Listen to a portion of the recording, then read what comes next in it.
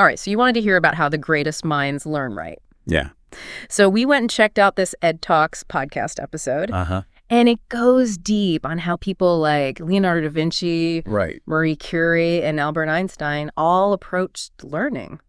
Yeah, it's really interesting to see how these figures we think of as geniuses actually had methods. Yeah, they weren't just born brilliant. You know, they have ways of thinking and approaching the world. And their learning journeys are often just as remarkable as their achievements. Totally. So, like, what can we learn from how they learned? You know what I mean? Absolutely.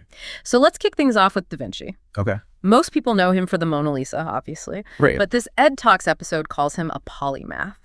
Which is just a fancy way of saying he was good at, like, everything. Yeah, a true Renaissance man. Painting, sculpting, inventing, engineering. It's mind-boggling how much he accomplished in one lifetime. Right. And what's fascinating is that he wasn't just dabbling in these fields. Right. He excelled in them. Yeah, he was like the ultimate multi-potentialite. Exactly, someone whose interests and talents span across multiple disciplines. And his notebooks are legendary. Oh, absolutely. Thousands of pages filled with sketches, observations, and questions. Wow. And what they reveal is this insatiable curiosity.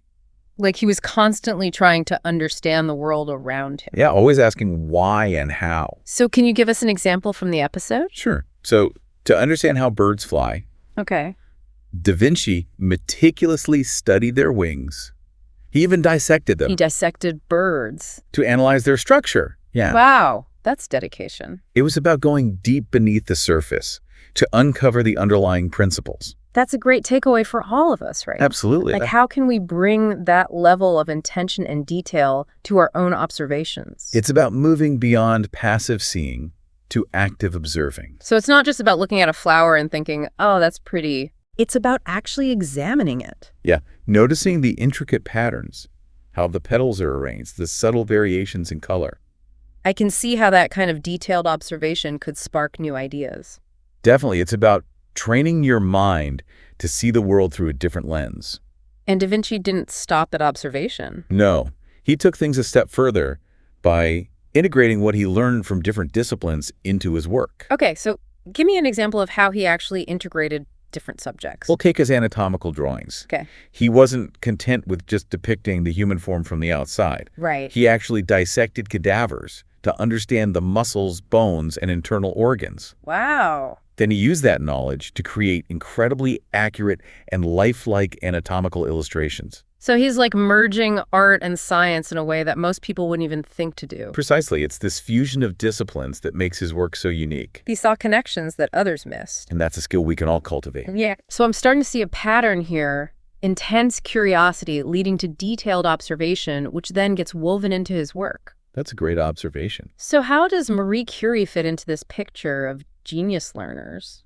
Curie's story is incredible, especially when you consider the barriers she faced. Oh, yeah. Being denied a formal education because of her gender. Wow. She joined the underground flying university in Poland. The flying university? It was a secret network of classes held in private homes and basements. That's so cool. It was risky. She could have been arrested for participating. Seriously. But her thirst for knowledge was that strong. That level of dedication is mind-blowing. It speaks volumes about her determination. Yeah, if they won't let me learn officially, I'll create my own university. Exactly. And this brings us to her first key learning strategy, self-education. Right.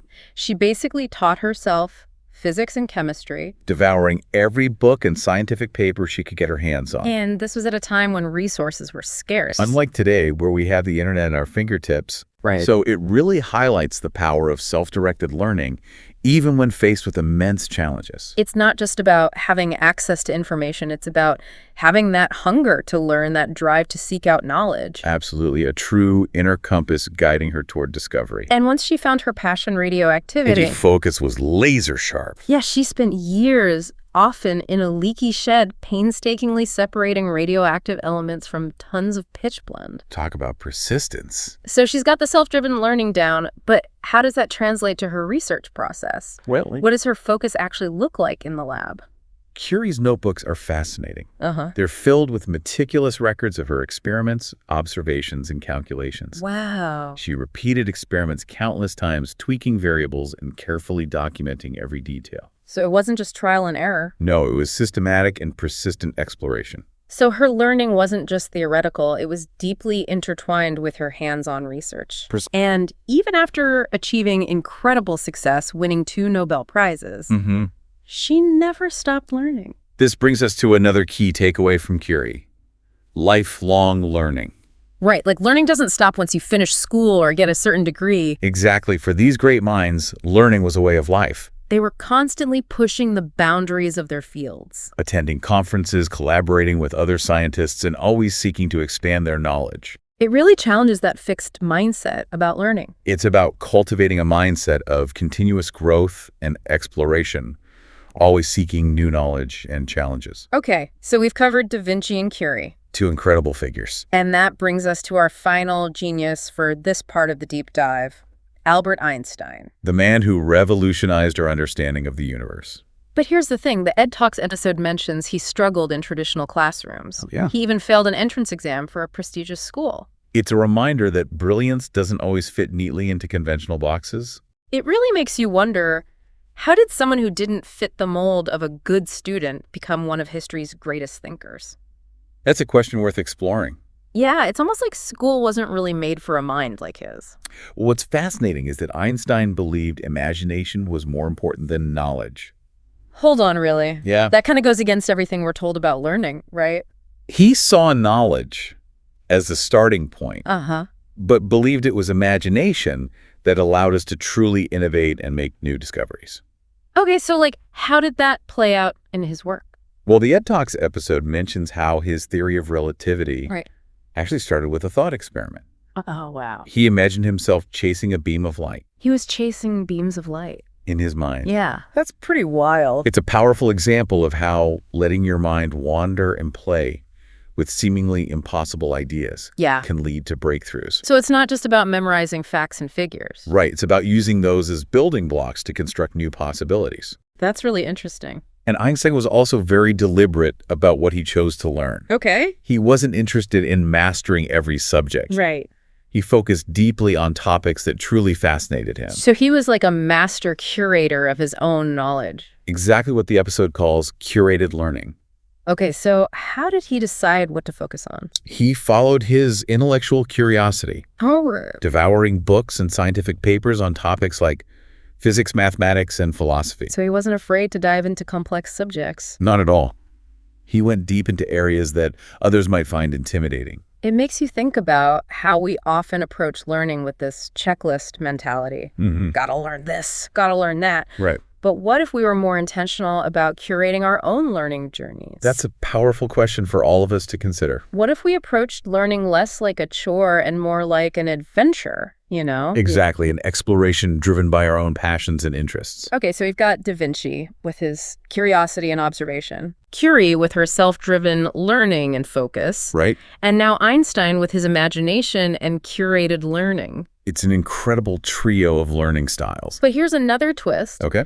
Einstein, despite his reputation as this lone wolf genius, actually thrived on collaboration. That's right. So he wasn't just this solitary figure locked away in his study. Not at all. He had a lively exchange of ideas with other scientists and mathematicians. Oh, really? The episode highlights how he credited his colleagues for helping him refine his theories and make connections he might have otherwise missed. So even Einstein, with his extraordinary mind, benefited from bouncing ideas off of others. Absolutely. It's a reminder that learning isn't always a solitary pursuit. We can learn so much from engaging with others, debating ideas, and challenging each other's perspectives. It's about creating a synergy of minds. Okay, so we've covered a lot of ground here. We have. From Da Vinci's obsessive observation to Curie's relentless focus, to Einstein's embrace of imagination and collaboration. It's like we've assembled this mental toolkit of genius learning strategies. Exactly. But the real challenge is, how do we actually apply these strategies to our own lives? Right, because it can feel kind of overwhelming. It can. Like, how can I possibly live up to these giants? It's easy to get intimidated. Yeah, and think,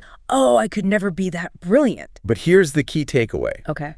We don't have to become carbon copies of Da Vinci, Curie, or Einstein. So it's not about trying to out-genius the geniuses. Exactly. Okay. It's about understanding the principles behind their approaches and adapting them to fit our own individual learning styles and goals. So how do we actually do that? That's the million-dollar question. Where do we even begin?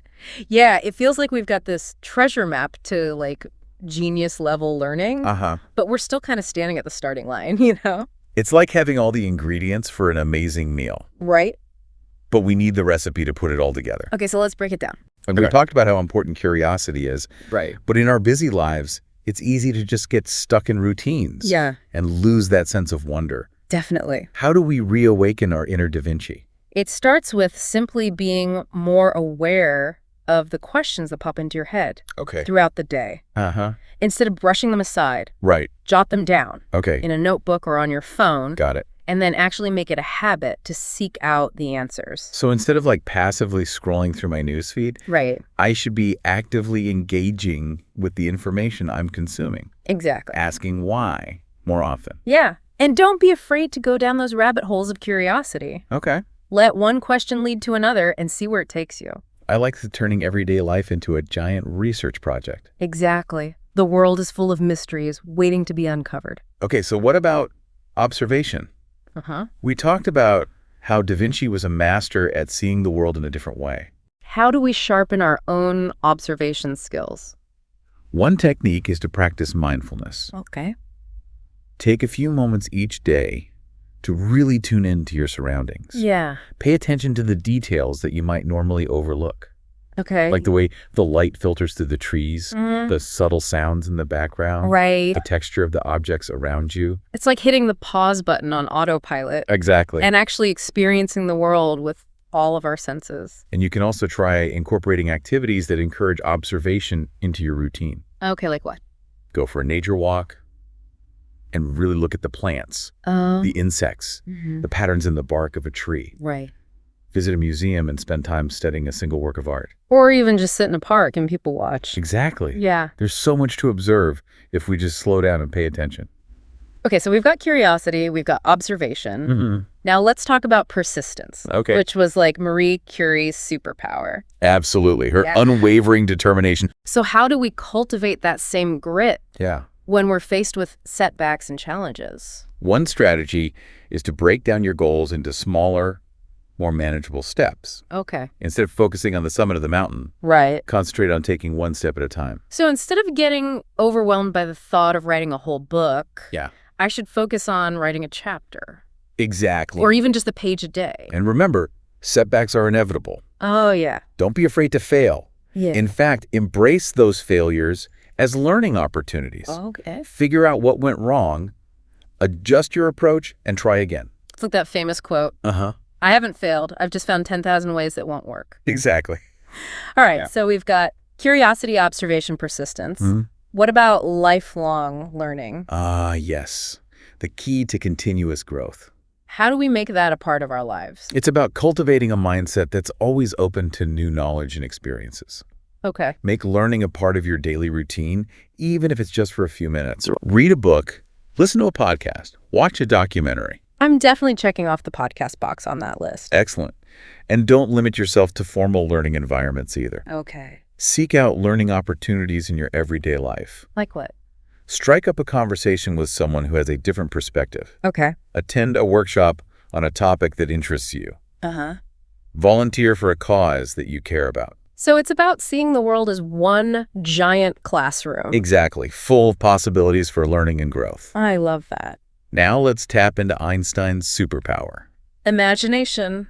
Okay, I'm ready to unleash my inner Einstein. One technique is to practice thought experiments. Thought experiments. Yeah, give yourself permission to play with hypothetical scenarios. Okay. And explore what-if questions. Like what if? What if gravity worked in reverse? Uh-huh. What if we could travel at the speed of light? What if cats could talk? Exactly. The possibilities are endless. That's so fun. These thought experiments can help you break free from the constraints of logic. Okay.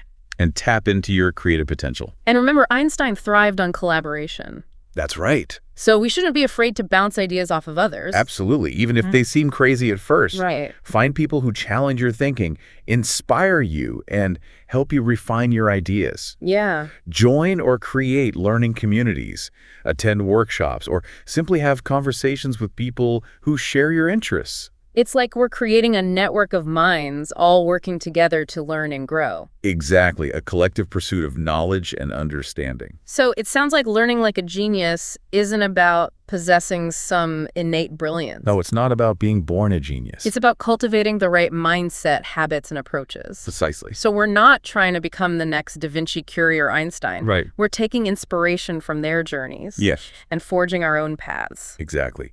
Embrace curiosity, hone your observation skills, cultivate persistence, make learning a lifelong pursuit, and don't be afraid to unleash your imagination.